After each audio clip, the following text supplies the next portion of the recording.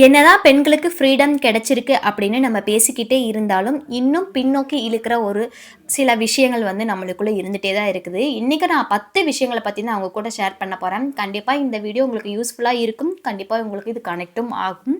நான் சொல்ற விஷயங்கள் எல்லாம் இல்ல மாறிடுச்சு அப்படின்னாலும் எனக்கு கமெண்ட் பண்ணுங்க. இன்னும் இன்னும் இருக்கு அப்படின்னாலும் எனக்கு கீழ கமெண்ட் பாக்ஸ்ல பண்ணுங்க.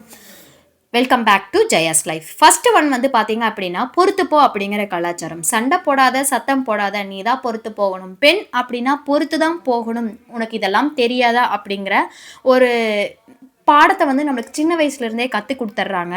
அதையும் மீறி நம்ம வந்து எதிர்த்து பேசினா, உன்னோட குணம் இதுதான் அப்படிங்கிற ஒரு பட்டம். அதாவது நம்மள வந்து ட்ரிகர் பண்ற மாரி ஒரு பட்டம். அதனால இவங்க கிட்ட பேசி பிரயோஜனம் இல்ல அப்படின்னு சொல்லிட்டு பெண்ணும் அதுக்காக அடங்கி போயிடுறா. இந்த அடங்கி போறது தான் வந்து பார்த்தீங்க அப்படின்னா, முதல் தடையா வந்து இருக்குது. செகண்ட் ஒன் வந்து பார்த்தீங்க அப்படின்னா, தன்னம்பிக்கை குறைவா வளர்க்கறது. பெண் அப்படின்னா ரிஸ்க் எல்லாம் எடுக்கக்கூடாது. எந்த ஒரு ரிஸ்க்கான ஒரு வேலைக்கும் போயிறக்கூடாது. வண்டியெல்லாம் ஓட்டி பழகக்கூடாது. நீ கீழ விழுந்துருவ அப்படின்னு சொல்லிட்டு, நெறைய வந்து நமக்கு வந்து கான்ஃபிடென்ட் இல்லாத சில விஷயங்கள பேத்தி, அதுக்குள்ள வந்து நம்மளுக்குள்ள பயத்துக்குள்ள கொண்டு போயிறது.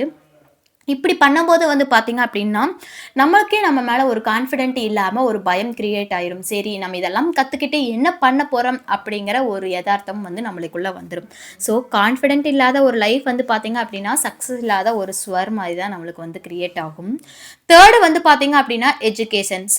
இன்னும் சில இடங்கள்ல வந்து எவ்வளோதான் நல்லா படிச்சாலும், நீ எவ்வளவுதான் ஃபர்ஸ்ட் கிளாஸ்ல படிச்சாலும் வேலைக்கெல்லாம் போகக்கூடாது. படிச்சுட்டு வீட்ல இருந்தா போதும். என்னதான் இருந்தாலும் உனக்கு கல்யாணம் பண்ணி குடுக்க போறோம். நீ அடுத்த வீட்ல போய் அங்க வீட்ட தான் மெயின்டெயின் பண்ண போற. அதனால படிப்பு ஒண்ணும் அவ்வளவு முக்கியம் இல்ல. அதையும் மீறி உனக்கு படிக்கணும்னு ஆசை இருந்தா நீ படிச்சுக்கோ. ஆனா வேலைக்கெல்லாம் போகக்கூடாது. அதுக்கப்புறம் ஒரு ரிஸ்ட்ரிக்ஷன்ஸ் என்ன அப்படின்னா, டிப்ளமோ படிச்சா போதும். பத்திரிக்கையில போடுற அளவுக்கு படிச்சா போதும். அப்படிங்கிற ஒரு சில கூறுகள் வந்து இன்னுமே இருந்துகிட்டே தான் இருக்கு. ஸோ இந்த விஷயங்கள் எல்லாம் இருக்கா இல்லையான்னு எனக்கு கமெண்ட்ஸ்லயும் நீங்க வந்து சொல்லுங்க. 4த் ஒன் வந்து பார்த்தீங்க அப்படின்னா, ஃபினான்ஷியல் ஃப்ரீடம் இல்லாம கட்டுப்படுத்தி வைக்கிறது. என்னதான் வீடு, குட்டி, குழந்தைகன்னு பார்த்துக்கிட்டாலும், என்ன சம்பளம், வரவு, செலவுன்னு என்கிட்ட கேட்கக்கூடாது. ஃபினான்ஷியலியெல்லாம் நீ இன்டர்ஃபியரே ஆகக்கூடாது. அந்த மேட்டர் எல்லாம் என்கிட்ட விட்டுரு அப்படிங்கிற ஒரு வீட்லயே ஆகட்டும். அது இல்லாம, அதையும் மீறி நம்ம ஏதாவது ஃபினான்ஷியல பத்தி கேட்டா, "உனக்கு அவ்ளோ இதாயிருச்சா? சம்பாரிக்கிறது நான் தானே!" அப்படின்னு சொல்லி கேட்கிற வீடுகள் இன்னுமே இருக்கு. இதுல வந்து ஜென்ஸ மட்டுமே பர்ட்டிகுலரா சொல்ல முடியாது. பெண்ணுக்கு பெண் தான் எதிரி அப்படிங்கிற மாரி நெறைய வீட்டுகள்ல வந்து பெண்ணுக்கு பெண்ணே எதிரியா இருக்கிறாங்க. ஒரு சில விஷயங்கள மட்டும் ஆண் இந்த மாரி ஃபினான்ஷியல் இது மாரி கேட்கக்கூடாது. ஆனா வந்து, "நீ இப்படிதான் இருக்கணும், பொறுத்து தான் போகணும்." அப்படிங்கிற விஷயம் எல்லாமே நம்மளுக்கு வந்து பெண் இருந்து தான் நம்மளுக்கு வந்து வரவே ஸ்டார்ட் ஆகுது. 5த் வந்து பார்த்தீங்க அப்படின்னா மேரேஜ். கல்யாணத்துக்கு முன்னாடி அப்பா, அம்மா நீ இப்படி தான் இருக்கணும். இந்த மாரி தான் நீ இருக்கணும். உன்ன ஒருத்தர் கையில புடிச்சு குடுக்குற வரைக்கும் நாங்க உங்கள கவனமா பார்த்துக்கணும். அதுக்கப்புறம் நீ அங்க போய் நீ எப்படி வேணாலும் இருந்துக்கலாம்னு சொல்ற அப்பா, அம்மா, உன்ன கல்யாணம் பண்ணி குடுத்துட்டா எங்களுடைய கடமை முடிஞ்சிருச்சு அப்படின்னு சொல்லுவாங்க. அங்க போனதுக்கு அப்புறம் எங்களோட குடும்பம் இப்படிதான். இந்த மாரி ஒரு பாரம்பரியத்த தான் நாங்க ஃபாலோ பண்றோம். நீயும் அதையே தான் ஃபாலோ பண்ணணும் அப்படின்னு அங்க ஒரு ரிஸ்ட்ரிக்ஷன்ஸும், பெண்ணுக்கு எந்த சைடும் ஒரு ஃப்ரீடம் இல்லாத ஒரு ரிஸ்ட்ரிக்ஷன்ஸ் வந்து இன்னுமே இருந்துகிட்டு இருக்கு அப்படின்னு தான் நான் சொல்லுவேன். 6த் வந்து பார்த்தீங்க அப்படின்னா, என்ன சொல்லுவாங்க அப்படிங்கிற ஒரு பயம்.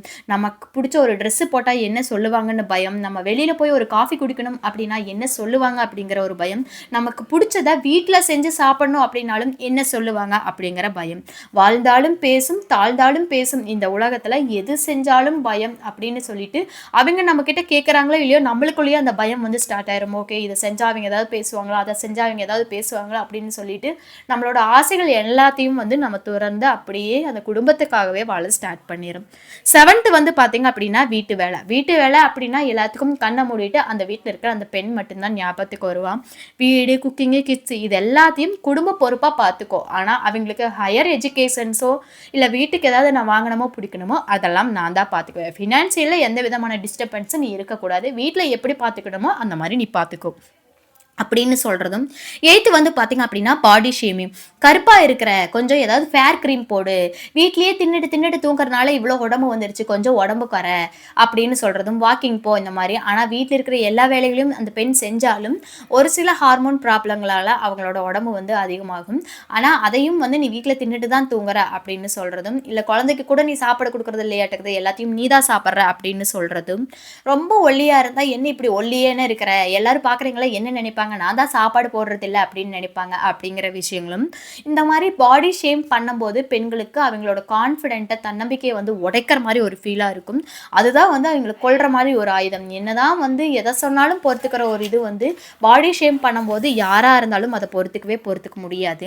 9த் ஒன் வந்து பார்த்தீங்க அப்படின்னா, மனநிலை வந்து கவனிக்காம இருக்கிறது. அதாவது அவங்க சோர்வா இருக்கிறாங்க அப்படிங்கிறத கவனிக்கிறது இல்ல. என்ன வலி இருந்தாலும் சரி, நீ இந்த வேலைகள செஞ்சே தான் ஆகணும். ஒரு ரெஸ்ட் இல்லாத ஒரு லைஃப குடுக்கறதாகட்டும், மூட் ஸ்விங்ஸ் இருக்கும். அதாவது எமோஷனல் லோட் இருக்கும். மென்டல் ஸ்ட்ரெஸ் இது எல்லாமே இருந்தாலுமே, நம்மள்கிட்ட ஒரே ஒரு வார்த்தை அத ஸ்டாப் பண்றதுக்கு, "ட்ராமா பண்ணாத" அப்படின்னு சொல்லிட்டா போதும். நம்ம எந்த ஒரு பெரிய வலியா இருந்தாலும் அவங்க கிட்ட எடுத்துட்டு போறதே கிடையாது. ஏன்னா, நம்ம என்ன செஞ்சாலும் அது ட்ராமா அப்படின்னு சொல்றாங்க. எதுக்கு சொல்லணும் அப்படின்னு சொல்லிட்டு, வலியோடையே எல்லா வேலைகளையும் செய்யறது அப்படின்னு. 10th வந்து பார்த்தீங்க அப்படின்னா, செல்ஃப் கேர் செஞ்சுக்கிட்டாங்க அப்படின்னா, இவ ரொம்ப பண்றா. புருஷன் கஷ்டம் இருக்கிறனால, இவ வந்து ரொம்ப ரொம்ப பண்ணிட்டு இருக்கிறா. ஸ்பாலாம் போயிட்டு வரோம் அப்படின்னா, நம்ம ஒரு சில ஸ்கின் கேர் எல்லாம் பண்றோம் அப்படின்னா, இவளுக்கு என்ன பணம் இருக்குதுன்னு சொல்லி ஆடுறா.